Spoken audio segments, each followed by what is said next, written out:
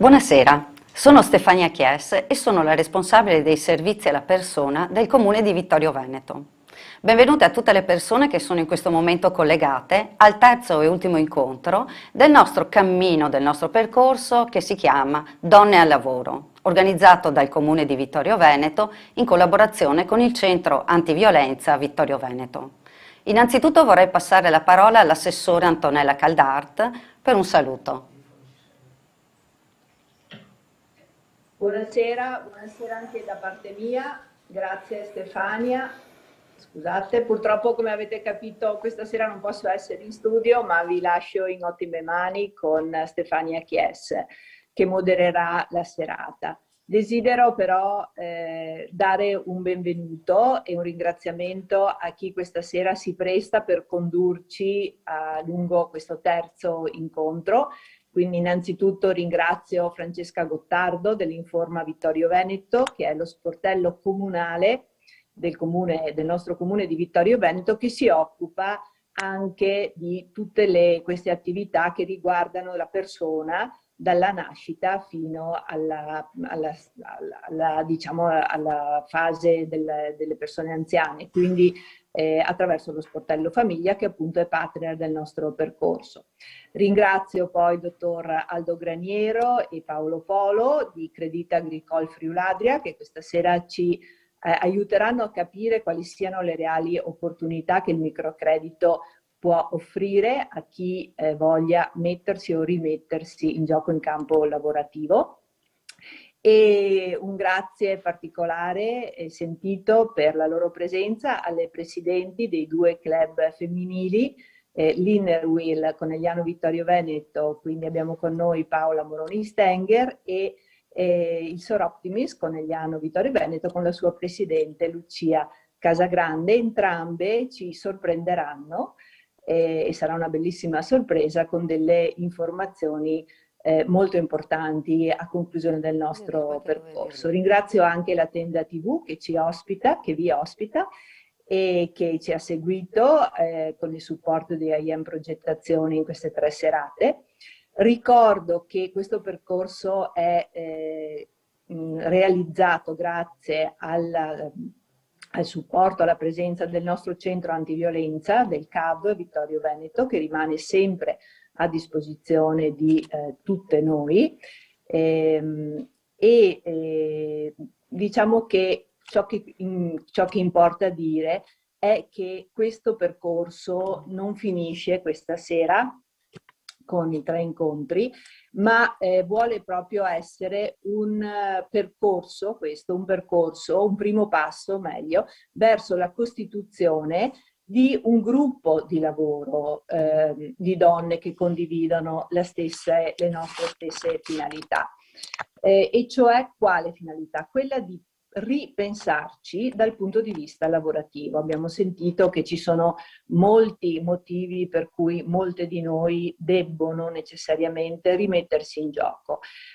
Abbiamo cercato di dare un supporto, diciamo, i professionisti che sono intervenuti ci hanno aiutate a capire come ritrovare la fiducia in noi stesse, ci hanno aiutate a capire come valorizzare noi stesse, non solo ciò che sappiamo fare, ma anche non solo ciò che conosciamo, ma anche ciò che sappiamo fare, quindi conoscenze e competenze. Ecco, ora il nostro obiettivo è quello di continuare per in qualche modo concretizzare queste nostre aspirazioni. Non abbiamo ovviamente la bacchetta magica, ma abbiamo costituito proprio una rete di persone e di partner che ci hanno accompagnato in queste 3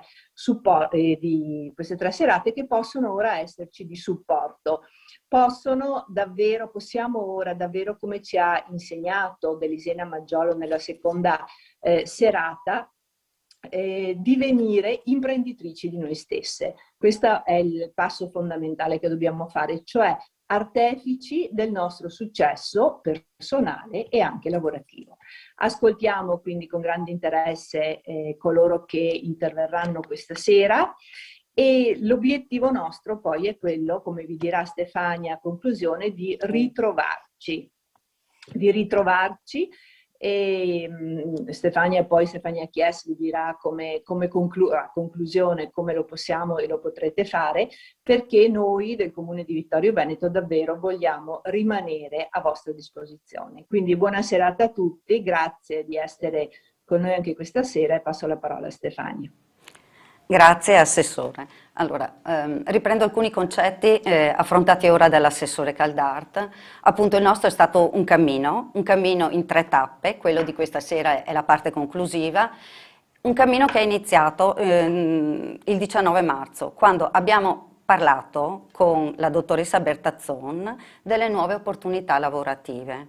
Abbiamo poi affrontato sempre in quel momento, sempre la questione lavorativa, alla luce anche di questo periodo molto particolare e molto difficile, attraverso la relazione molto puntuale di 2 ricercatori della Fondazione Corazzin, che ci sono stati segnalati dalla CISL di Belluno e Treviso.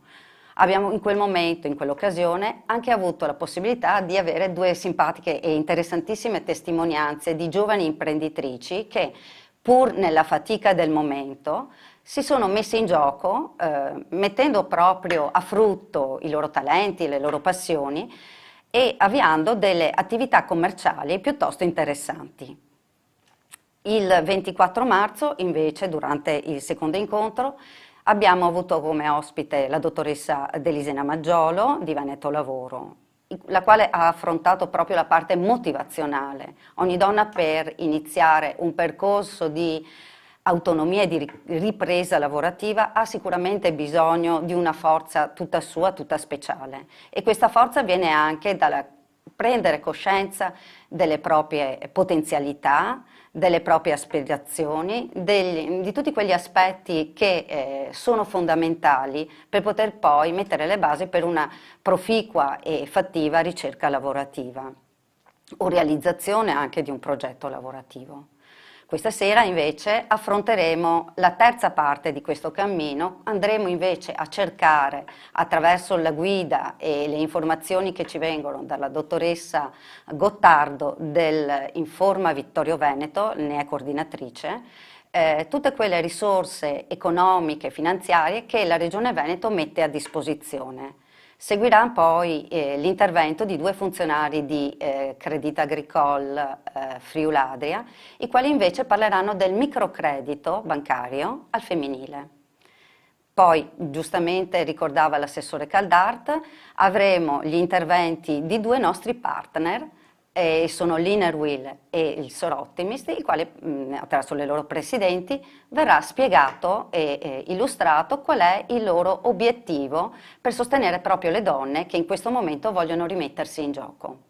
Passo quindi la parola alla dottoressa Francesca Gottardo dell'Informa Vittorio Veneto, che affronterà appunto il tema della ricerca delle risorse economiche per partire con un'iniziativa commerciale o imprenditoriale autonoma.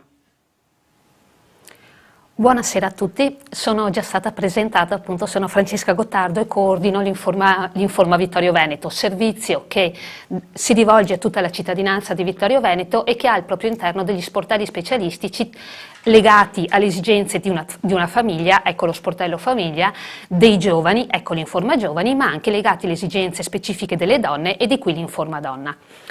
Allora, partiamo subito con delle slide che io ho pensato di preparare perché mi pareva vi potessero aiutare a seguire il filo logico appunto di questa mia esposizione. La prima immagine, la prima slide è un pochino colorata e appunto quella successiva qui al titolo è un pochino colorata e rappresenta dei Lego. Possiamo proseguire con la slide successiva. Perché dei Lego? I Lego vogliono rappresentare l'importanza della formazione. Giustamente si diceva, abbiamo parlato di cosa chiede il mercato del lavoro, abbiamo parlato di quanto è importante la motivazione per inserirsi nel mondo del lavoro o per reinserirsi, in questo caso parlo di chi sta cercando lavoro ma anche di chi, penso ad esempio alle donne che per degli anni hanno dovuto dedicarsi alla famiglia, hanno la necessità di reinserirsi nel mercato del lavoro, però la più forte delle formazioni la più forte delle motivazioni non può prescindere dalla formazione che ciascuno di noi deve avere, sia che stia cercando lavoro per la prima volta, sia che lo stia cercando per reinserirsi. Ecco che la formazione e quindi le competenze che sono fondamentali per portare avanti un proprio progetto, che sia di lavoro dipendente piuttosto che di lavoro imprenditoriale, le competenze e la preparazione appunto possono proprio essere rappresentati, per come la vedo io, un po' come questo insieme di mattoncini di Lego. La Regione Veneto, vedremo questa sera, mette a disposizione moltissimi mattoncini. A seconda del progetto che io ho per il mio futuro professionale, avrò bisogno di più gialli, di più blu o di più bianchi. Certo è che le competenze vanno sempre calibrate sulla base dell'obiettivo che voglio raggiungere, ma anche tenendo conto di altre che me ne vengono in supporto. Faccio un esempio: se io sto puntando a un lavoro nel settore agricolo, avrò bisogno di tanti mattoncini verdi. Altre competenze però trasversali piuttosto che le competenze legate al mondo digitale o al mondo linguistico, e quindi mattoncini di altri colori, non vanno completamente tralasciate. Motivo per cui la formazione va pensata sempre in modo completo. Ecco, ripeto, adesso partiamo con una carrellata rispetto alle principali opportunità. Mi preme però fin da adesso sottolineare che appunto l'Informa Vittorio Veneto è disponibile in qualsiasi momento, si occupa proprio anche di questi argomenti e è disponibile per delle consulenze personalizzate a seconda delle esigenze di ciascuna persona. Io e le colleghe siamo disponibili ad accogliervi appunto e a consigliarvi all'opportunità che più fa il caso vostro per raggiungere il vostro obiettivo. Andiamo nel concreto. Partiamo dai corsi OS, opportunità che ho voluto mettere al primo posto perché oggi ho deciso di concentrarmi in particolar modo sulle opportunità di formazione gratuite. I corsi OS, ovvero i corsi per operatore sociosanitario, sono in realtà dei corsi a pagamento. C'è però un però. Allora, innanzitutto i corsi OS per operatore sociosanitario permettono di conseguire una qualifica regionale, per cui un titolo spendibile e riconosciuto dal punto di vista professionale per esercitare la professione di operatore sociosanitario.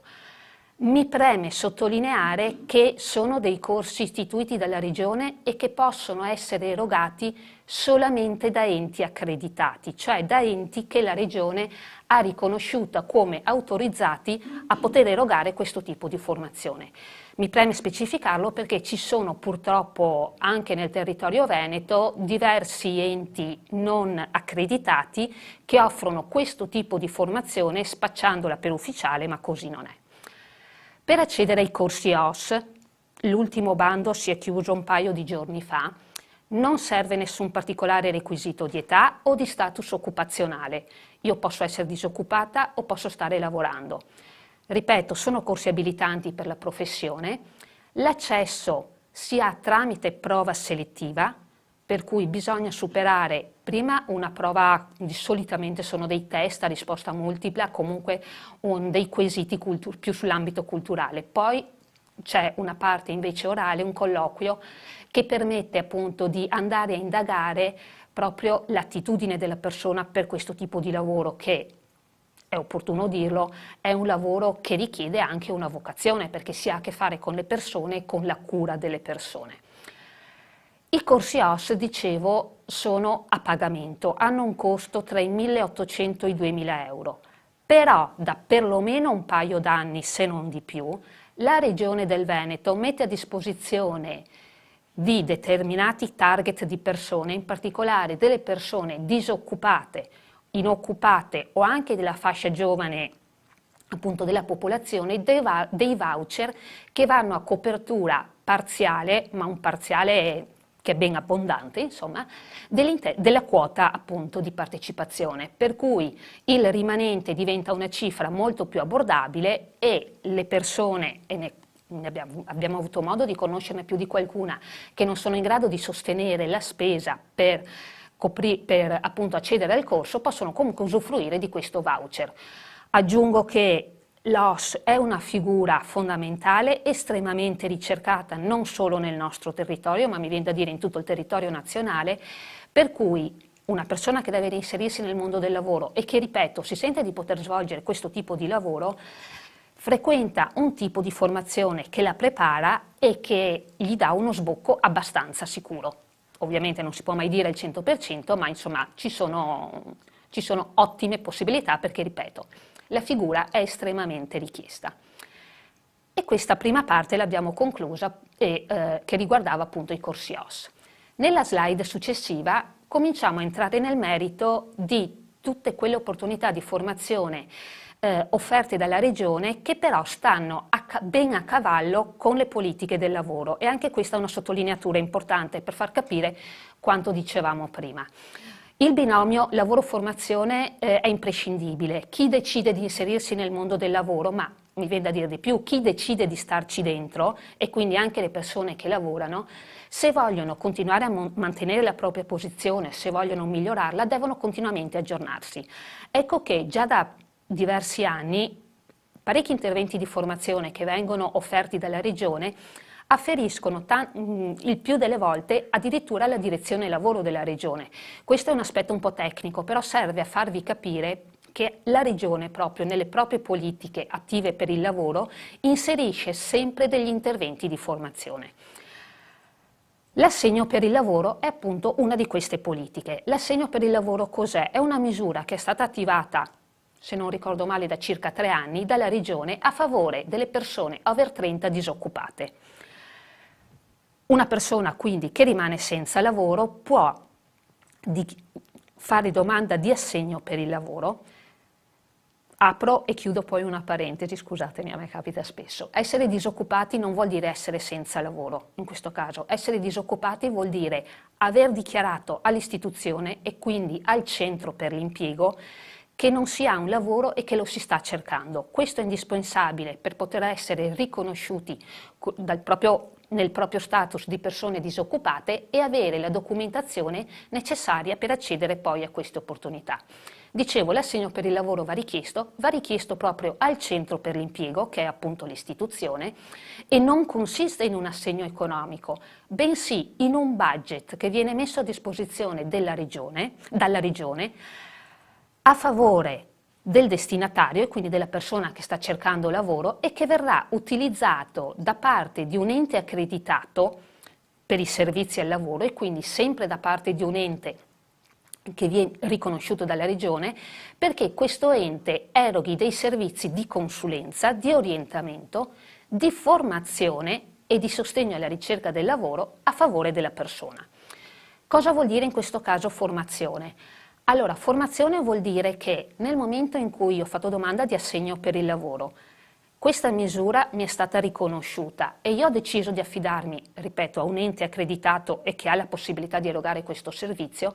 Questo ente mi accompagnerà a capire come valorizzare al meglio le mie esperienze, ma anche per esempio a capire che ho la necessità di rafforzare le competenze linguistiche, di acquisire determinate certificazioni professionali.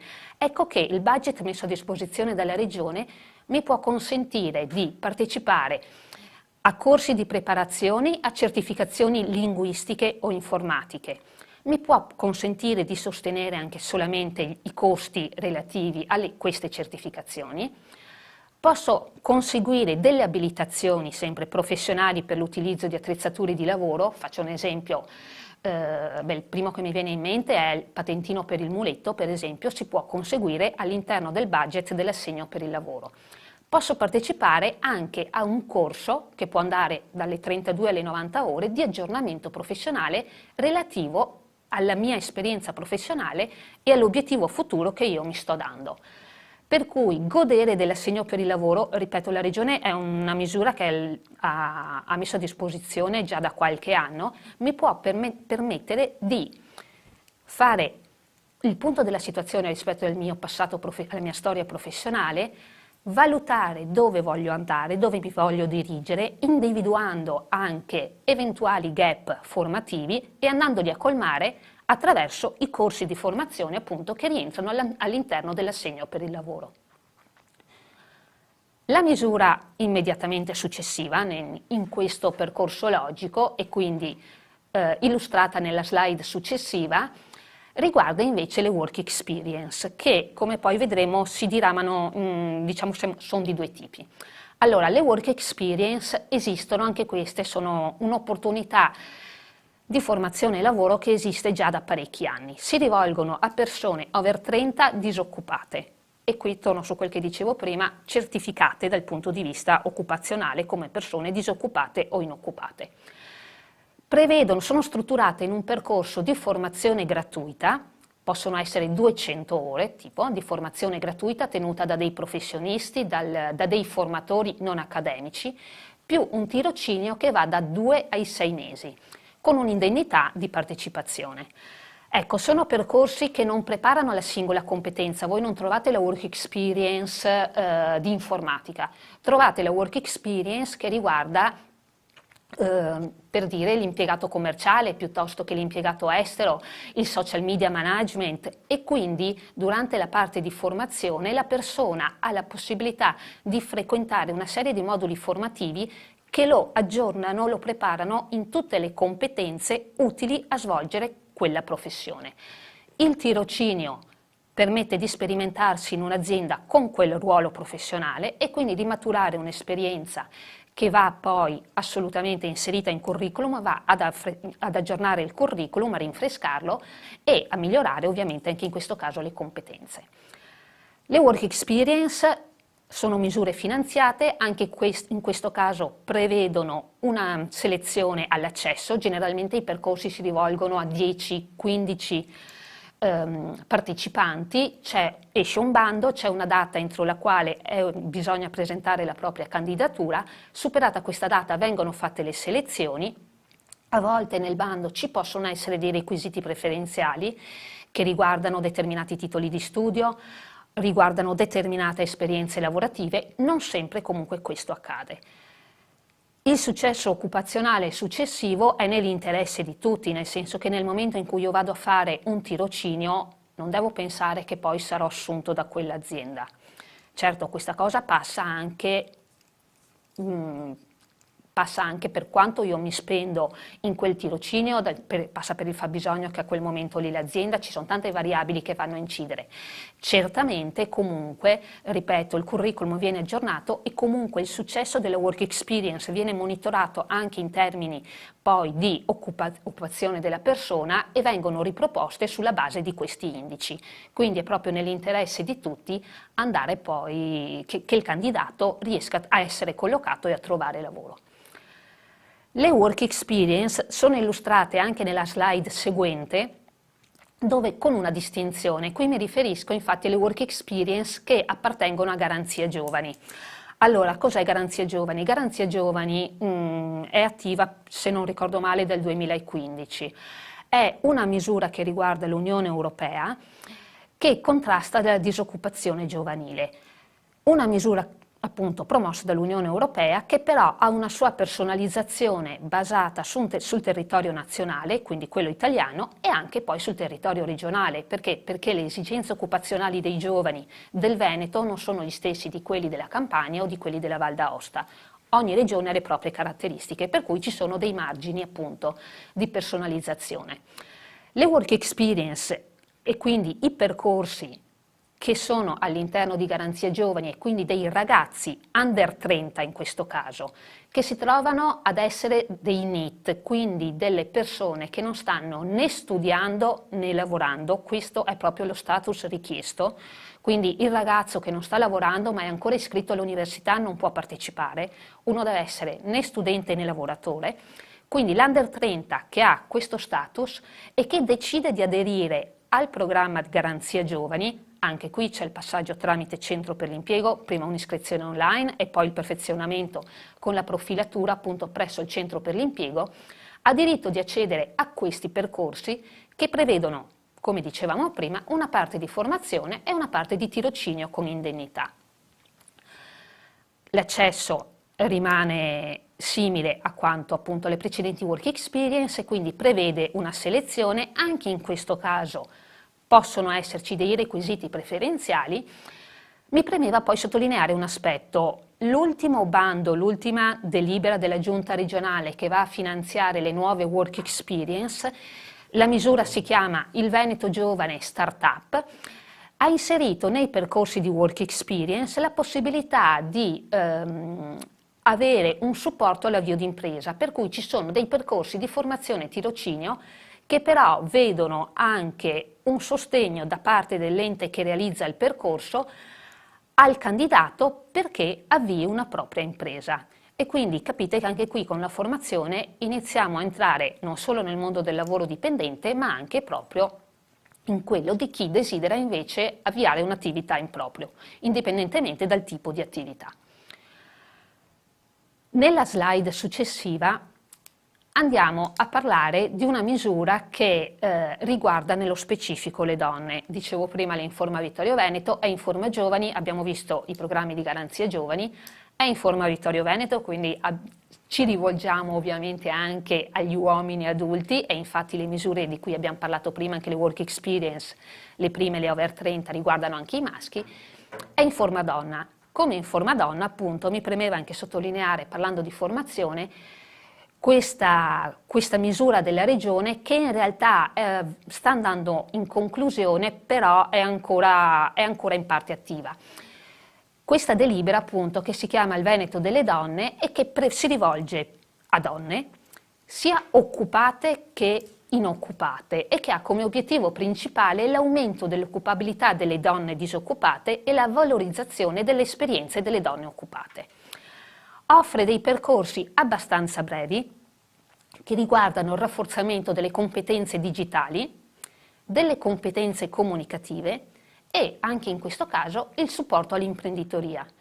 Si è parlato nel primo incontro del 19 marzo, ci sono state 2 testimonianze proprio di 2 donne che hanno avviato un'attività imprenditoriale. Sono moltissime le donne che decidono di intraprendere questa strada, anche perché magari ha modo di dare, non solo di mettere a frutto la creatività e i talenti di ciascuna di loro, ma anche di facilitarle nella conciliazione con i tempi famiglia. E appunto in questa misura proprio sono stati inseriti proprio una serie di percorsi riguardanti il supporto all'imprenditoria. Cosa particolarmente interessante, la DGR, il Veneto delle donne, prevede per le donne che sono impegnate a casa con l'accudimento dei bambini, piuttosto che con la cura di familiari anziani o che hanno particolari problematiche, la possibilità di usufruire di alcuni voucher di conciliazione che permettono di sostenere le spese di una persona esterna, di una collaboratrice che le sostituisca mentre loro frequentano il corso. Per cui io vedo un corso del Veneto delle donne, finanziato appunto dalla DGR, il Veneto delle donne, che mi interessa, ho però il bambino che non sta andando all'asilo, piuttosto che comunque deve essere accudito a casa da qualcuno, posso coprire i costi della babysitter attraverso questi voucher di conciliazione. È proprio una misura che è stata prevista dalla Regione e che appunto va a favore e cerca di facilitare le esigenze delle donne. Ancora dalla Regione Veneto, le cose possono essere tante, mi spiego. Io ho voluto farvi una panoramica, una carrellata a un livello anche abbastanza, come dire, non superficiale, però mettendo in evidenza appunto i punti principali. Nelle slide ho elencato le principali opportunità, quelle che sono ricorrenti. Ci sono però tutta una serie di misure che non hanno una calendarizzazione precisa, non seguono delle annualità. Perché? Perché anche qui c'è una continua lettura dei bisogni del territorio e una riprogettazione quindi delle misure a favore dei cittadini. Ora in particolare siamo anche in un periodo in cui la riprogettazione è molto attiva perché parte dei fondi utilizzati dalla Regione arrivano dal Fondo Sociale Europeo che con il 2021 appunto è entrato nel nuovo settennato, per cui questi fondi si stanno riorganizzando e le misure sono in fase proprio di riorganizzazione anche queste ultime. Comunque cosa possiamo dire ancora dalla Regione Veneto? A volte ci sono dei percorsi che vanno incontro a particolari zone o a distretti produttivi, ne ricordo anche in tempi abbastanza recenti qualche misura che riguardava per esempio il distretto dell'occhialeria e quindi si rivolgeva o ai residenti in quel territorio o a persone che avevano lavorato in quel territorio per aiutarli a reinserirsi nel mondo del lavoro. O comunque erano delle misure a sostegno di quelle aziende e quindi coprivano poi il bacino dei territori più vicini. Ci sono stati percorsi di riqualificazione professionale alla fine dello scorso anno una DGR che si chiamava proprio Percorsi consentiva a persone che avevano lasciato il proprio percorso scolastico, professionale o avevano maturato una determinata esperienza professionale. Faccio un esempio: l'elettricista che non aveva il titolo, però aveva sempre lavorato come elettricista, non aveva il titolo scolastico, di frequentare delle ore di formazione per conseguire anche il titolo scolastico. Ci possono essere dei bandi a sostegno di soggetti particolarmente svantaggiati, quindi penso a categorie di lungo disoccupati, cioè di persone che sono magari disoccupate da oltre 2 anni, piuttosto che a categorie protette, e quindi persone anche iscritte alla legge 104, qua l'accesso tante volte è attraverso il centro per l'impiego, ma ci sono anche misure di questo tipo. Ci possono essere delle progettualità specifiche, ripeto, ecco, nel caso delle donne con le progettualità specifiche penso ad alcuni anni fa, quando sono stati avviati una serie di percorsi che riguardavano le STEM e quindi il facilitare l'ingresso delle donne nelle professioni riguardanti le discipline ingegneristiche, matematiche e scientifiche in generale. Quindi di volta in volta c'è poi da tenere monitorato quello che sta uscendo. Ripeto, l'Informa Vittorio Veneto è a disposizione per queste cose, quindi basta rivolgersi a noi e vi sappiamo sempre dire in maniera aggiornata cosa c'è in quel momento. Giusto per chiudere molto velocemente, oltre alla regione anche il territorio offre molto. Il territorio cosa vuol dire? Il territorio vuol dire che ci sono per esempio dei corsi di formazione finanziati dal fondi Formatemp, che sono dei fondi a cui riescono ad accedere le agenzie per il lavoro, le agenzie per il lavoro somministrato, e anche qui tante volte c'è la possibilità di frequentare corsi anche di un 100-130 ore in maniera completamente gratuita, piuttosto che il corso di inglese a livello business, piuttosto che il corso di Excel o di informatica, e sono dei corsi gratuiti a cui si accede, ripeto, solitamente dagli enti che vengono gestiti da queste agenzie. Ci possono essere delle iniziative dedicate di enti, di associazioni, di altri soggetti. Dopo appunto interverrà il Sor Optimist che presenterà, credo parlerà anche del corso che ha avviato proprio in questi giorni, quindi anche gli enti del territorio comunque presentano opportunità di questo tipo. Ci possono essere delle formazioni più, come chiamarle, informali, penso a singoli webinar, seminari, anche sull'imprenditoria. La Camera di Commercio di Treviso spesso e volentieri ha dei percorsi che permettono di avvicinarsi a queste tematiche, quindi chi vuole approcciarsi appunto o comunque sta pensando a un percorso professionale di libera professione trova anche queste occasioni qua, che comunque sono importanti. Sono importanti in modo particolare quando poi, ripeto, si decide di accedere al mondo della libera professione, che prevede proprio l'accesso poi anche ai finanziamenti. E qui io mi fermo. Nell'ultima slide adesso trovate appunto i contatti dell'Informa Vittorio Veneto, rimango comunque poi anche a disposizione per le domande finali e lascio la parola appunto per l'intervento successivo. Grazie Francesca per l'ottimo intervento, molto interessante indubbiamente, perché ci ha permesso di capire che la Regione, quindi un ente pubblico, si interessa e ha a cuore naturalmente la formazione delle donne e il loro inserimento nel mondo del lavoro. Poi molto interessante il fatto che ci siano queste misure di sostegno al lavoro per le donne proprio specifiche. Hai parlato di Veneto delle donne, credo sia un'occasione molto importante per tutte quelle donne che desiderano rimettersi in gioco, cambiare la loro professione, ampliare la loro formazione anche per crescere professionalmente. Quindi queste sono ottime opportunità che vale la pena di tenere in considerazione e anche di continuare a coltivare, perché no, utilizzando questi canali di accesso privilegiato di informazione che sono appunto gli spazi di Informa Giovani, che sono presenti un po' in tutto il nostro territorio regionale, e noi a Vittorio Veneto ne abbiamo uno dedicato che abbiamo chiamato appunto Informa Vittorio Veneto. Passo ora invece la parola a due rappresentanti del mondo bancario. Sono il dottor Aldo Graniero e il dottor Paolo Polo di Crédit Agricole Friuladria, i quali affronteranno invece un altro modo di poter sostenere le donne in questa ricerca dell'indipendenza professionale, quella dell'accesso al microcredito. Passo quindi la parola a loro e li ringrazio per quanto sapranno dire e anche incoraggiare nelle donne che ci stanno in questo momento ad ascoltare. Grazie a tutti. Sono Aldo Graniero, sono il responsabile della pianificazione commerciale di Crédit Agricole Friuli-Adria. Ringrazio l'assessore Caldarte che mi ha dato questa opportunità di questo intervento e ringrazio la dottoressa Gottardo con la quale abbiamo fatto proprio una collaborazione nei giorni scorsi per dare una carrellata veloce a quelle che sono le iniziative che esistono nel Veneto a livello regionale ma a livello anche nazionale per assistere l'imprenditoria femminile e nell'ambito proprio del microcredito. E per diciamo, affrontare questa parte, quella proprio specifica di tutti i vantaggi che ci sono nell'ambito dell'imprenditoria femminile, ho con me un mio collaboratore che è Paolo Polo, il dottor Polo, che appunto vi darà tutti i dettagli. Dopo l'intervento di Polo volevo darvi anche un brevissimo passaggio su quanto l'Istituto Crédit Agricole Friuli-Adria sia molto vicino all'ambito del microcredito e quindi volevo darvi anche un esempio di cosa stiamo facendo per tutto quello che è il microcredito non prettamente nell'ambito femminile, di cui appunto vi parlerà il dottor Polo, ma anche nell'ambito sociale. Quindi dopo l'intervento di Polo vi prendo ancora qualche minuto per spiegare un po' la vicinanza che il nostro istituto ha nell'ambito del microcredito. Quindi adesso lascio la parola al dottor Polo e ci rivediamo dopo. Grazie.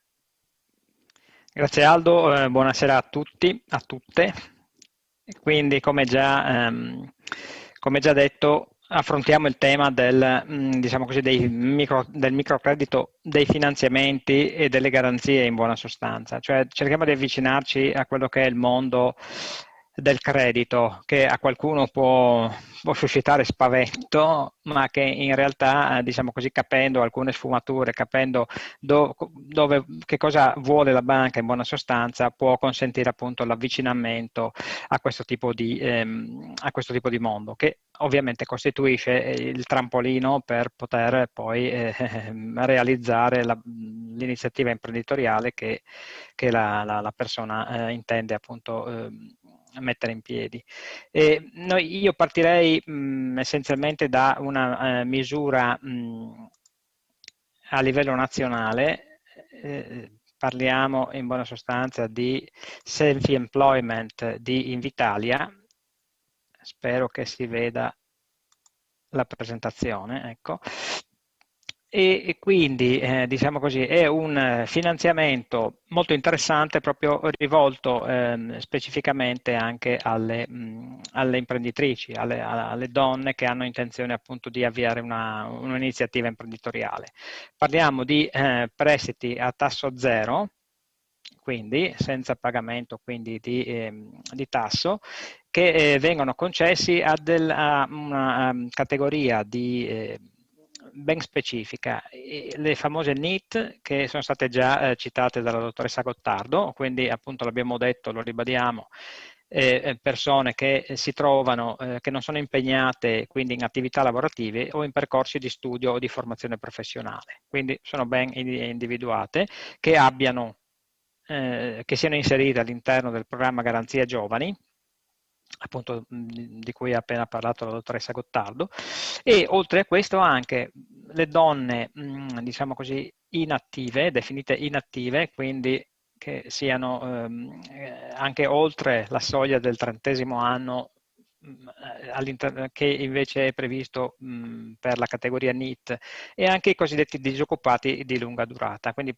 persone appunto maggiorenni che non hanno lavorato almeno 12 mesi.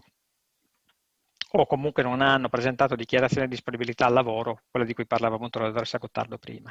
Quindi queste categorie di persone possono richiedere a Invitalia. Invitalia è un'agenzia governativa, quindi di fatto è emanazione dello Stato, che appunto immette nell'economia del denaro, in questo caso sotto forma di finanziamento a tasso zero, self-employment si chiama. Quindi queste persone che hanno intenzione di avviare una nuova iniziativa imprenditoriale possono richiedere questi finanziamenti, il cui importo arriva al massimo a 50.000 euro, che è un po' la soglia appunto del cosiddetto microcredito, in varie, diciamo così, sotto varie forme. Ci si può accedere al microcredito cosiddetto, proprio propriamente detto, cioè finanziamenti fino a 25.000 euro, oppure nello scaglione successivo fino a 35.000 euro, oppure appunto fino a 50.000 euro, che è il limite massimo di questa iniziativa. Finanzia intanto tutti i settori della produzione, ad esclusione della produzione primaria di prodotti agricoli. Se noi vediamo quasi tutte le iniziative messe in atto a livello nazionale e regionale nel diciamo, recepimento di normative europee, tendono a escludere sempre dalle agevolazioni il settore primario, l'agricoltura, la produzione di prodotti agricoli e diciamo, l'acquacoltura, perché seguono un filone di agevolazioni proprio, quindi diverso da quello che riguarda invece tutto il mondo delle PMI, tutto il mondo delle imprese, PMI, piccole e medie imprese. Ogni tanto ci scappa qualche acronimo, magari a noi ben noto, ad altri magari meno. Ecco, insomma. Quindi, dicevamo, aziende di tutti i settori della produzione, turismo, servizi alla persona, servizi per l'ambiente, servizi alle imprese, commercio al dettaglio, all'ingrosso, e i prodotti agricoli rientrano nell'ambito della trasformazione e commercializzazione di prodotti. Quindi se uno non si limita alla produzione del prodotto agricolo, ma lo commercializza o lo trasforma, può rientrare in questo ambito. Le spese ammissibili riguardano quindi l'acquisizione di strumenti, attrezzature e macchinari, in parte anche le opere murarie, magari per la realizzazione appunto di un punto vendita, e anche invece spese più legate proprio alla gestione ordinaria dell'attività. Come ad esempio anche i canoni di locazione, quindi gli affitti, i canoni di leasing, le utenze. Quindi diciamo così, una persona che abbia un progetto da mettere, attraverso il quale può realizzare un'iniziativa appunto commerciale o artigianale o rientrante nelle categorie precedentemente citate, può, diciamo così, richiedere a Invitalia l'adesione a questo tipo di finanziamento. Allora, questo è un finanziamento che diciamo in parte esula dal canale prettamente bancario, cioè nel senso viene erogato direttamente da Invitalia, ovviamente su un conto corrente bancario. Quindi la richiesta va fatta direttamente a Invitalia. È ovvio che in questa fase può risultare difficoltoso, può risultare difficile magari affrontare questo passaggio, quindi da soli relazionarsi con Invitalia per creare questo piano finanziario, questo diciamo, progetto di business. In questo caso noi, i nostri colleghi, insomma, siamo ben lieti di supportare, ove possibile, ovviamente diciamo così, questa fase di preparazione della domanda. Il finanziamento di per sé ha una durata di 7 anni, con rate mensili, come potete vedere, e diciamo, prevede il pagamento della prima rata dopo 12 mesi dalla prima erogazione, cioè dall'erogazione del finanziamento. Quindi per i primi 12 mesi non c'è il pagamento di rate. Quindi è una misura sicuramente interessante, va nell'ottica appunto del microcredito rivolto specificatamente all'imprenditoria femminile e ha diciamo queste facilitazioni appunto sia nella durata, perché insomma 7 anni è una durata considerata insomma di buona agevolazione nel pagamento delle rate, considerando anche di lasciare all'imprenditrice i primi 12 mesi senza debito di rate, appunto per consentire all'iniziativa di prendere avvio e di arrivare insomma ad una fase, se non di maturità, almeno insomma di una buona certezza di produrre quei flussi che possono consentire il pagamento delle rate. Poi io mi sono sentito in animo di inserire all'interno della, diciamo, della presentazione di oggi, ma anche sempre restando, diciamo, in un ambito, per così dire, nazionale, delle misure che non sono propriamente specifiche solo per il microcredito o solo per l'imprenditoria femminile, ma possono essere sicuramente molto, molto interessanti proprio anche nella fase di avvio di un'iniziativa. E parliamo delle famose garanzie dirette del Fondo di Garanzia per le PMI. Ma allora, fino a qualche tempo fa erano, diciamo così, un argomento molto tecnico, molto specifico. Usiamo il termine purtroppo, dopo l'inizio della pandemia e diciamo così, con l'emanazione dei decreti cura Italia e il decreto liquidità, sono entrate un po' diciamo così, nel sentire quantomeno un po' della maggioranza della popolazione. Quindi parliamo di interventi che lo Stato fa direttamente a sostegno delle necessità di credito della società, insomma degli imprenditori, delle imprenditrici in questo caso.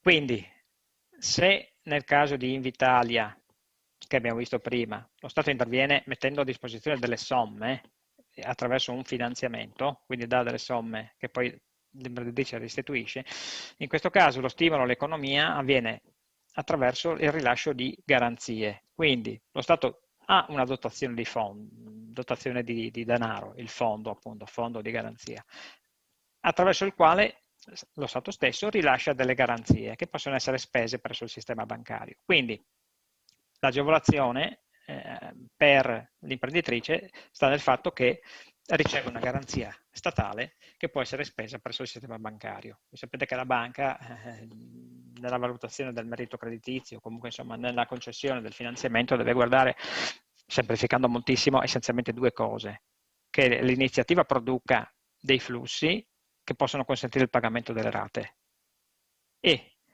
in buona sostanza, che ci siano delle, diciamo così, che la situazione presenti una garanzia per la banca, cioè nel senso che o l'azienda stessa o qualcosa a supporto possa garantire alla banca che il denaro concesso insomma abbia una buona prospettiva di rientrare, perché questo comunque è previsto per legge, no?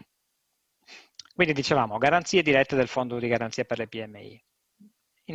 Intervengono di norma all'80%, quindi lo Stato, a fronte di una richiesta che arriva appunto per sostegno di una determinata linea di credito, rilascia una garanzia fino all'80%. Nel caso dell'imprenditoria femminile è sempre 80% ed è sempre gratuita. Attenzione, ove non fosse gratuita, comunque la spesa è in capo alla banca, cioè è la banca che comunque paga la garanzia. E noi sicuramente non lo facciamo, non dovrebbero farlo nessuna, neanche le altre banche, addebita poi al cliente il costo della garanzia. È sempre un costo che rimane in capo alla banca. Quindi garanzia all'80%. Poi, diciamo così, finché resteranno in validità il decreto liquidità con quindi quello del maggio 2020, con le successive modifiche apportate dalle varie leggi, tra cui anche l'ultima legge di bilancio, comunque finché rimarrà in validità l'impianto dei decreti di liquidità, potranno essere richieste anche garanzie al 90% o addirittura al 100%, i famosi finanziamenti appunto con garanzia al 100%. Allora, possono rientrare anche i finanziamenti legati all'avvio di un'attività. In questo caso, nel caso quindi di garanzia 90 o 100%, anzi scusate, solo nella garanzia al 100%, bisogna che nel progetto di avvio si preveda che ci sia l'assunzione di personale. Perché questo? Perché solo per quanto riguarda i finanziamenti al 100%, l'importo che può essere garantito dipende o dal fatturato precedente, ma se un'azienda, se un'attività parte da oggi, ovviamente non avrà un fatturato pregresso, oppure al cosiddetto diciamo importo legato alla spesa salariale. Allora, se si prevede di avere delle spese salariali in futuro, quindi dei dipendenti assunti, si potrebbe rientrare appunto nella categoria delle garanzie al 100%. Allora, questo mi rendo conto è un ambito piuttosto complicato e molto tecnico, per cui non vado avanti oltre su questo argomento. Siamo ovviamente disponibili, come le altre forme di finanziamento che sto presentando, a diciamo, sviscerare magari separatamente delle necessità di chiarimento o approfondimento, o direttamente stasera, oppure tramite i colleghi appunto presso che sono presenti ad esempio in filiale qui a Vittorio Veneto in piazza, la piazza dove c'è anche il municipio. Passerei quindi rapidamente ad una forma di sostegno messa in atto appunto dalla Regione Veneto. Come avete visto prima dall'intervento della dottoressa Gottardo, le iniziative che la Regione Veneto mette in piedi sono numerose e anche varie nelle loro caratteristiche e nella loro appunto specificità. E in ambito microcredito o comunque imprenditoria femminile, abbiamo visto dalla storia appunto recente, che almeno una volta all'anno la Regione adotta, diciamo, mette in piedi consente, diciamo così, l'erogazione di contributi diretti a fondo perduto per proprio le iniziative imprenditoriali femminili. Allora, il bando del 2021 si è già chiuso, per cui diciamo così, per il 2021 non ci si può accedere. Io l'ho inserito giusto per capire, siccome si somigliano molto anno per anno, giusto per capire la ratio del tipo di contributo, come funziona il contributo, e quindi diciamo eventualmente sapere che per il 2022 potrebbe, usiamo ovviamente il condizionale, ripresentarsi questo tipo di opportunità per chi ha idea appunto di avviare un'iniziativa. Ed è appunto il contributo, specificamente si chiama bando per l'erogazione di contributi alle PMI e prevalentemente partecipazione femminile. Quindi delle imprese individuali, quindi è ovvio, l'impresa individuale, se è una donna è una donna, oppure società sotto varia forma, quindi sia di persone che di capitali, dove almeno il 51% del capitale sia, o della compagine societaria sia costituita da donne. Allora, in questo caso, dicevamo, si tratta di un contributo che va a sostenere l'avvio, l'insediamento e lo sviluppo di nuove iniziative imprenditoriali e progetti di rinnovo e ampliamento dell'attività esistente. Quindi sia le iniziative di avvio appunto di aziende femminili, oppure lo sviluppo di aziende già esistenti. L'intensità dell'aiuto, cioè quindi quanto viene erogato, quanto contributo viene erogato, raggiunge anche delle dimensioni interessanti, perché si parla del 40% delle spese ammissibili. Quindi a fronte di spese preventivate per importi che vanno da minimo 20.000 euro, cioè sotto i 20.000 euro di iniziativa, la richiesta non viene neanche considerata alla Regione, quindi bisogna avere un progetto imprenditoriale di almeno 20.000 euro, e fino a un massimo di 130, cioè il progetto può anche ovviamente superare i 130, però ai fini del contributo il limite massimo è 130.000 euro di spese ammissibili, si considera il 40%, quindi a fronte di questo tipo di iniziative la DGR della Regione Veneto 2021 poteva consentire di incassare un contributo a fondo perduto da 8.000 a 52.000 euro. Quindi stiamo parlando insomma di cifre sicuramente interessanti. Anche qui i settori sono i principali, quindi commercio, turismo, servizi, artigianato e industria, sempre fuori purtroppo l'agricoltura. Per spese diciamo connesse all'acquisto di macchinari, impianti, attrezzature, arredi, mezzi di trasporto, escluse le autovetture, siano comunque automezzi collegati all'attività aziendale, software, brevetti, licenze, ecco. Anno per anno, bene o male, i bandi si somigliano, questa è più o meno l'impostazione, sappiamo che per il 2021 purtroppo è già chiuso, teniamone conto eventualmente per il 2022, ma questa è una interessantissima opportunità che la Regione Veneto consente appunto per l'avvio o il sostegno di iniziative di imprenditrici femminili o società a prevalente partecipazione femminile. Prima di passare di nuovo la parola ad Aldo Graniero, che illustrerà l'interessante processo di microcredito che Crédit Agricole Friuladria ha avviato sul territorio, io vorrei parlare di un'altra iniziativa che la banca, il nostro gruppo, ha adottato da qualche tempo e proprio riservato proprio alle imprenditrici o appunto alle società con prevalente presenza femminile, ed è il cosiddetto Scelgo Io imprenditoria femminile. Cioè Scelgo Io è una tipologia di finanziamento presente a catalogo della nostra banca, ma con delle caratteristiche proprie appunto riservate all'imprenditoria femminile. Quindi beneficiari, vediamo, lavoratrici autonome o PMI a prevalente partecipazione femminile, e la finalità di questo finanziamento deve essere o l'avvio dell'attività o investimenti aziendali o la ripresa appunto dopo una crisi che potrebbe purtroppo essere anche di attualità in questo caso. Le tipologie di finanziamento sono quelle classiche, quindi o un finanziamento chirograffario o un finanziamento ipotecario legato, i cui importi ovviamente devono essere legati o al piano finanziario, l'idea di business che ha in mente l'imprenditrice, o appunto alle spese da affrontare per l'avvio o la risoluzione della crisi. E che cosa dà in più di particolare questa tipologia di finanziamento che si chiama Scelgo Io? Ha la possibilità di avere delle flessibilità molto interessanti, come quella di variare di un più o meno 30%, quindi circa un terzo, in più o in meno, l'importo della rata, quindi per esigenze magari in situazioni, speriamo, di buona liquidità, uno potrebbe anche dire in questo momento mi sento di pagare più rate, quindi aumento l'importo della rata per ridurre prima il debito, oppure viceversa.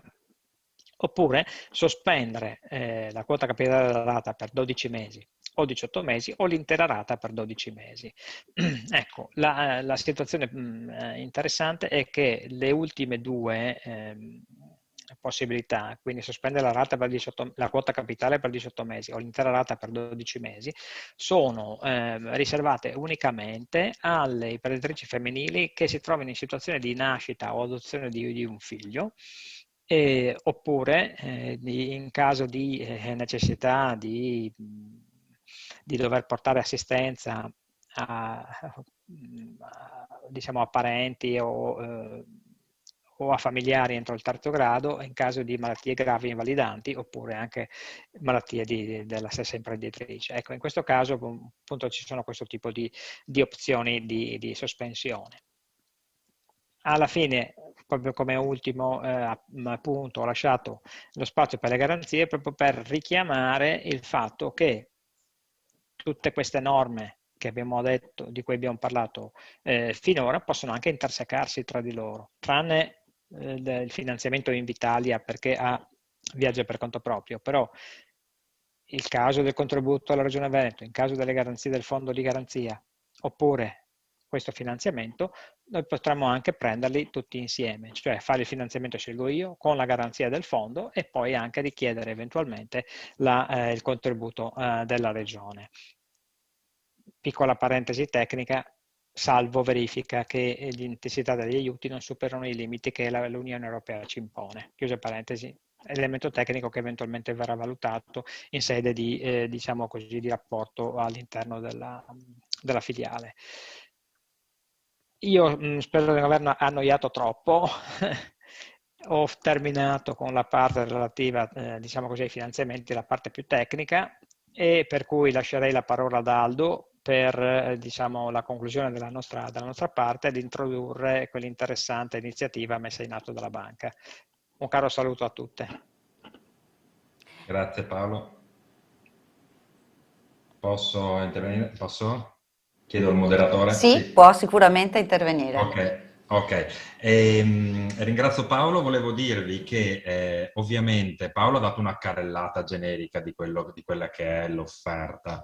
Quello che secondo me è fondamentale in questo caso è andare direttamente da un consulente e poi farsi fare su misura quella che è la vostra esigenza, il vostro progetto e verificare, no, come diceva Paolo, tutti i tasselli che servono per dare alla fine un prodotto adatto, no, per le esigenze di ogni singola imprenditoria. Quindi secondo me l'idea era quella di darvi un'idea generale e poi nel dettaglio i nostri consulenti sono sempre a vostra disposizione nelle nostre filiali, sia quelle di Vittorio Veneto ma anche di quelle del territorio dove siamo presenti. Volevo darvi, come vi dicevo all'inizio, una carrellata velocissima sull'attenzione che l'Istituto ha per il microcredito, perché noi oggi abbiamo parlato di microcredito inteso come imprenditoria femminile, però microcredito per noi è anche un ambito un po' più ampio. La banca è molto vicina, è molto sensibile a questo concetto del microcredito e vi faccio giusto due esempi per poi contestualizzare un po' il concetto all'interno, diciamo, nell'ambito sociale.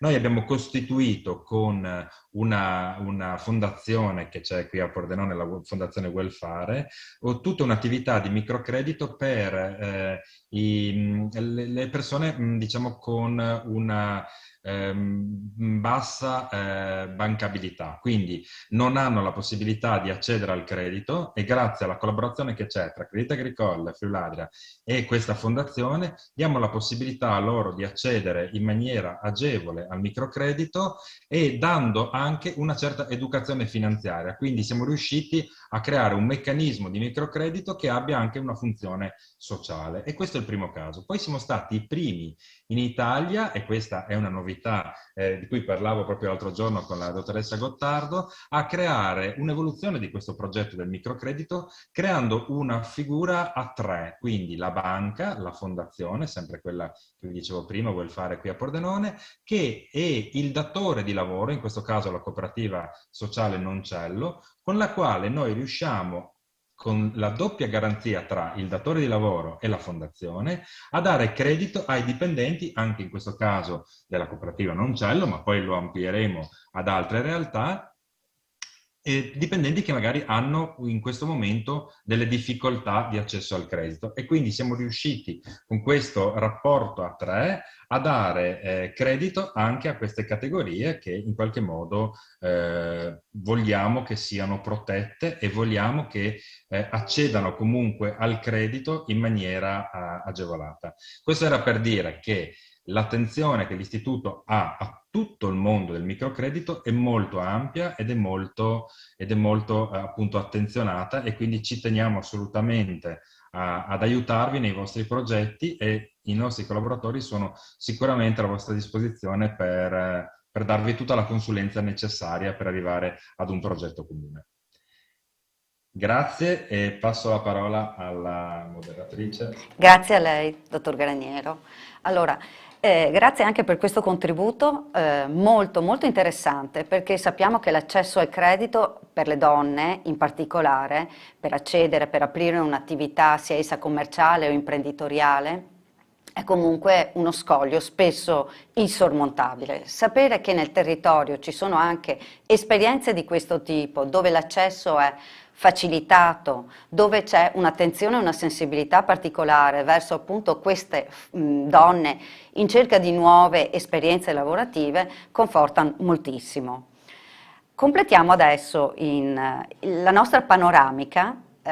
Siamo partiti dalla Regione e quindi tutto ciò che offre la Regione, quindi un'istituzione pubblica. Siamo transitati ora verso un'esperienza, tutto quello che il mondo di una banca, quindi il credito privato, può offrire ad una donna. Passiamo invece al territorio, al terzo settore e portiamo qui due esperienze molto interessanti e per noi molto care, che ci vengono da due associazioni, anzi meglio dire due club service del nostro territorio. Sono Inner Wheels, Vittorio Veneto Conegliano, e Sora Optimist Club Conegliano Vittorio Veneto, le quali, amiche delle nostre, in particolare del centro antiviolenza, ma non solo, hanno messo in piedi, hanno realizzato delle iniziative di assoluto interesse per le donne che appunto sono in cerca di finanziamenti, sostegni, opportunità lavorative. Vorrei quindi passare la parola adesso alla dottoressa Paola Moroni Stenger, presidente dell'Inner Wheels Conegliano Vittorio Veneto. Grazie, eccomi qua. Dottoressa, salve. Buonasera. Buonasera. Buonasera a tutti. E innanzitutto grazie per l'opportunità che avete offerto al nostro club di prendere parte a questa iniziativa. Innanzitutto vorrei dire che ho seguito con estremo interesse gli incontri organizzati appunto dal Comune, dal Centro Antiviolenza di Vittorio Veneto e coordinati dall'assessora Caldart. E la parola che più mi è piaciuto sentir ricorrere, e che tra l'altro si sposa perfettamente con gli obiettivi e le finalità dell'Inner Wheel, è progettualità. L'Inner Wheel è nato nel 1924 dalla volontà di alcune donne inglesi, mogli di rotariani, di dare il proprio contributo alla società con un progetto di servizio indipendente da quello dei mariti. Non indipendente nell'ispirazione e nei valori di riferimento, ma nelle modalità di individuazione e attuazione di obiettivi e progetti con cui esprimere le proprie capacità e a cui dare la propria impronta. Negli anni l'Inner Wheel è cresciuto fino a diventare una delle principali associazioni femminili di service al mondo, con club in quasi tutti i paesi e 4 rappresentanti all'ONU. A dimostrazione di quanto possono ottenere le donne unite grazie alla loro determinazione e intraprendenza, trasformando quello che poteva essere semplicisticamente liquidato come un utile passatempo per signore di buona famiglia in una forza per la protezione e la promozione dei più deboli, in particolare donne e bambini. Viste queste premesse, era stato del tutto naturale per la nostra presidente nel 2019-2020, la signora Daniela Villani Donati, dedicare le risorse raccolte nella sua annata con le varie attività a cui ci dedichiamo al tema del contrasto alla violenza sulle donne. Diciamo che il momento più simbolico di quell'annata è stata l'installazione della panchina rossa nei giardini di via Marconi a Conegliano. Però c'era un altro progetto a cui desideravamo dare il nostro contributo e che era diciamo legato più specificamente al sostegno alle donne in difficoltà perché in relazioni abusanti. Purtroppo questa iniziativa a cui tenevamo molto non si è più potuta realizzare per una serie di motivi e quindi noi ci siamo ritrovate con una cifra del tutto rispettabile, alla quale però volevamo trovare una destinazione coerente con le finalità per cui era stata raccolta e soprattutto che potesse fare la differenza. Quando siamo entrate in contatto con l'assessora Caldart e lei ci ha presentato questa iniziativa che coniuga l'aspetto informativo e divulgativo con quello concreto e progettuale, l'approvazione da parte del club è stata immediata. Perdonatemi, ma parlare a braccio preferivo di no, quindi bisogna girare i fogli. Sappiamo tutti che avere un lavoro è fondamentale per affrontare la vita in modo diverso. Poter provvedere al proprio sostentamento dà quella sicurezza finanziaria e personale che porta all'indipendenza nel vero senso del termine.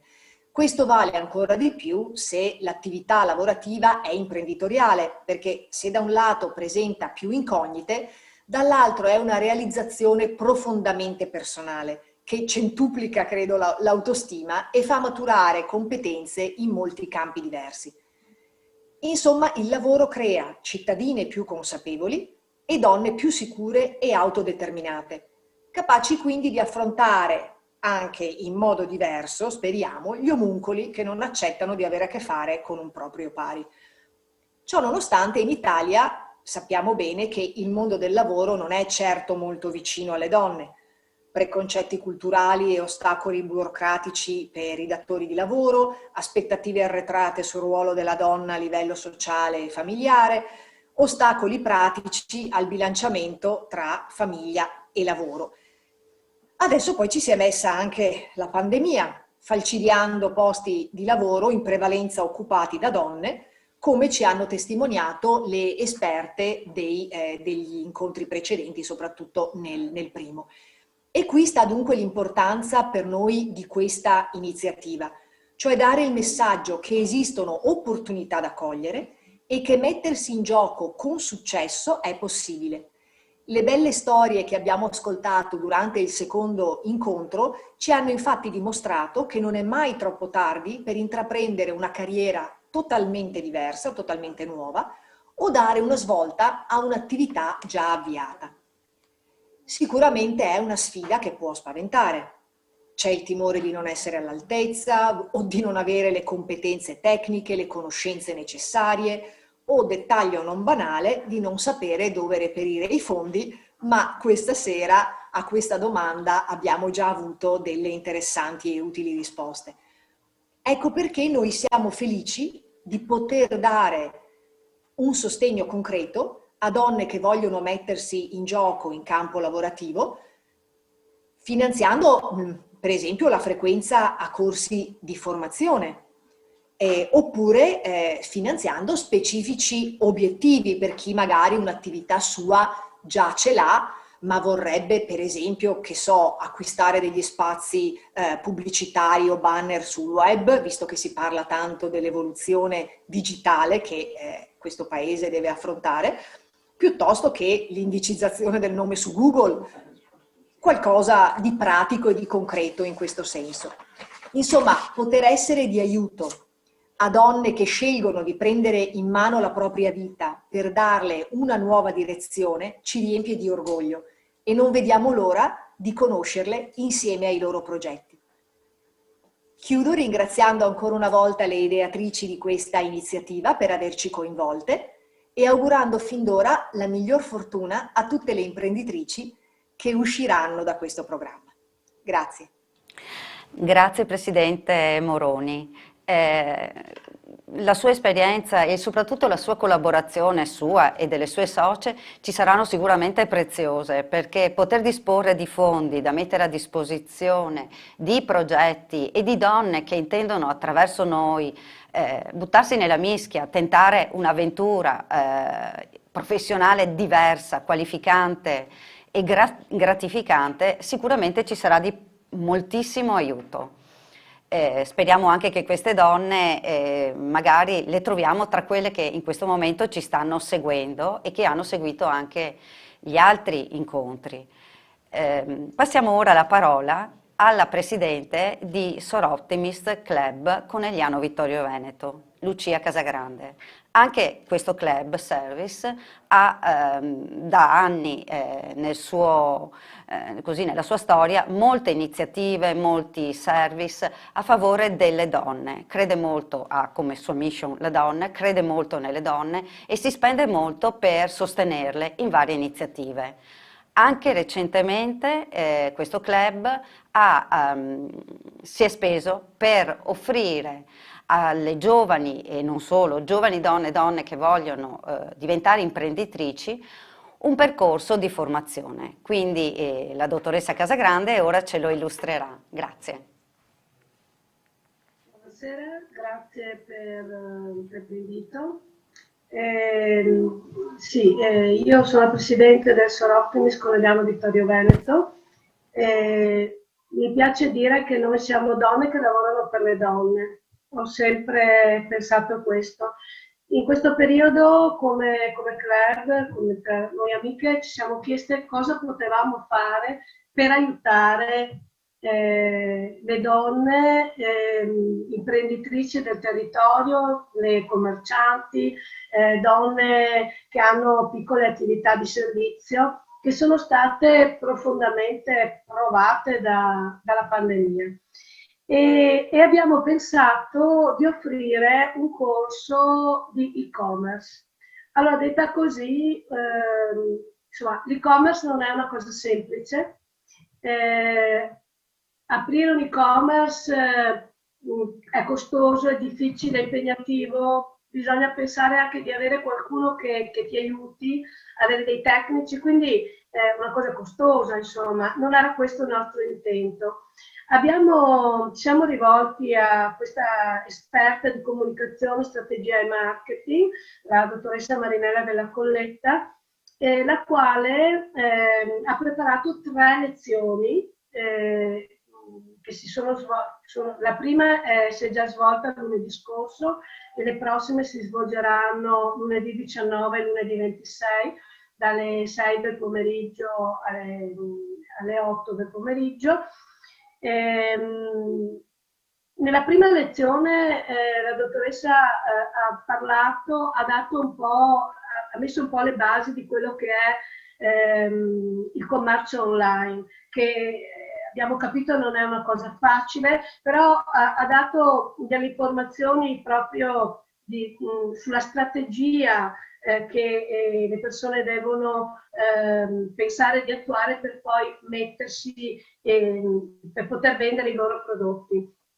E le fasi successive invece saranno sicuramente un po' più pratiche, perché escludendo l'idea di un sito di e-commerce, che ripeto è una cosa abbastanza complicata e ne siamo consapevoli, di poter utilizzare per le piccole imprenditrici, per persone che non hanno la possibilità di spendere un sacco di soldi, di poter utilizzare i canali social, quindi molto semplicemente con uno smartphone, un computer, utilizzare i siti, le pagine Facebook, le pagine Instagram per pubblicizzare i propri prodotti.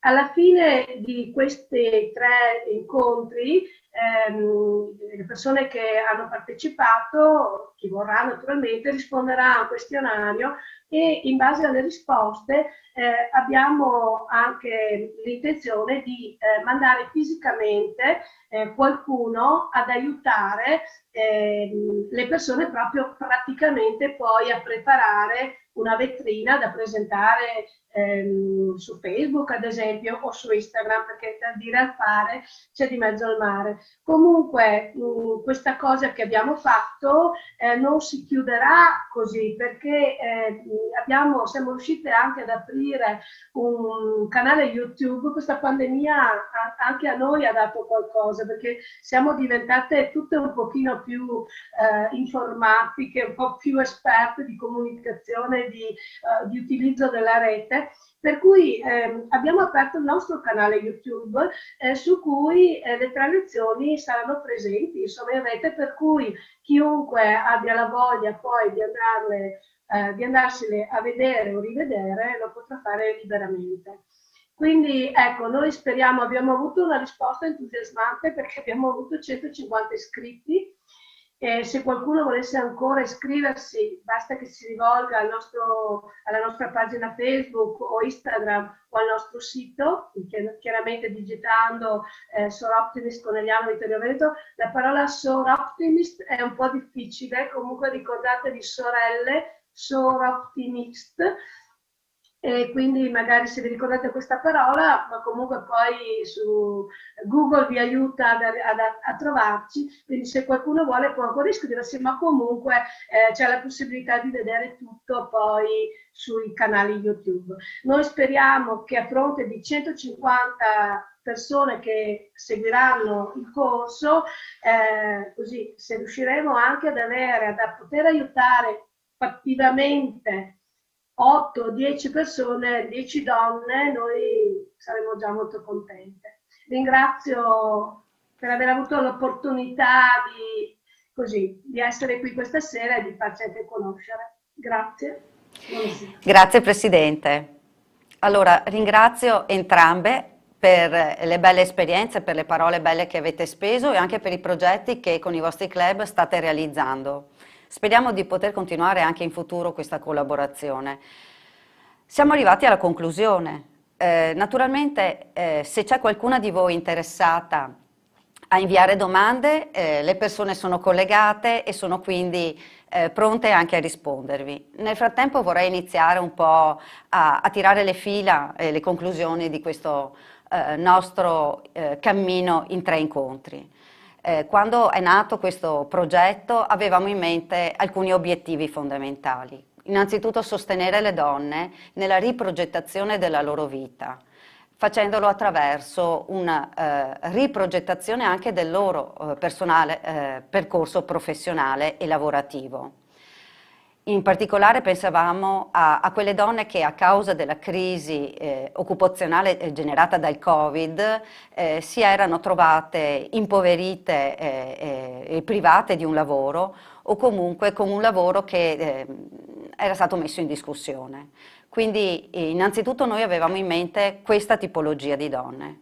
Volevamo poi sostenere anche altre donne che per noi dei servizi sociali e comunque del comune sono molto importanti, e sono le donne vittime di violenza, quelle che noi seguiamo attraverso il centro antiviolenza Vittorio Veneto.